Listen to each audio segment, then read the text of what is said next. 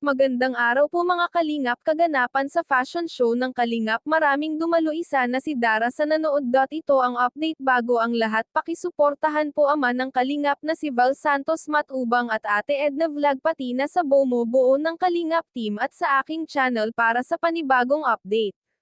Isa sa mga dumalo na Kalingap Angels ay si Dara upang masaksihan ang fashion show ng ALM.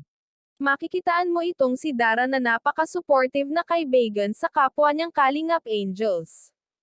Isa siya sa hinahangaan ng nakararami, dahil kayang gawin ni Dara makipagsabayan sa pagrampo, ganun pa man kahit hindi man ito nakasali, pumunta pa rin siya kahit busy siya sa kanyang pag-aaral, ganun siya ka-loyal sa kanyang kaibigan, nagtuon pa rin siya ng oras para dito.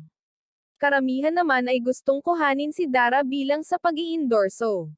Dahil sa napaka-talented nito sa ganyang bagay at batikan na pagdating sa pag-aayos sa sarili at tumindig na parang isang modelo, naroon rin si Raz sa event dahil kabilang siya sa show at kinilig na naman ito nang makita si Dara, mga kalingap.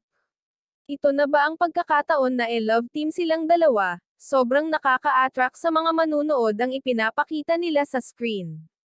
Unti-unti nang naglalapit ang loob nilang dalawa at siguradong sila naman ang magiging love team na mag-ingay sa social media, magiging patok sa manunood ang kanilang pinapakita kahit sa ngayon ay hindi pa official silang magka-love team, pero agaw pansin ito sa mga netizen.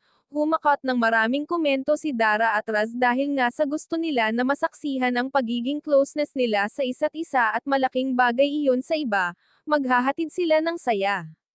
Kung napapansin nyo na palagi ang hindi si Dara nakakadalo sa mga okasyon dahil sa may pinagkakaabalahan ito, mga kalingap, at importante ito para sa kanya at sa magiging future nito balang araw. Maraming salamat po, pakisuportahan po Kalingap Rob channel at sa aking YouTube channel. Please like, share, subscribe and comment ng inyong mga opinion. Thank you and God bless.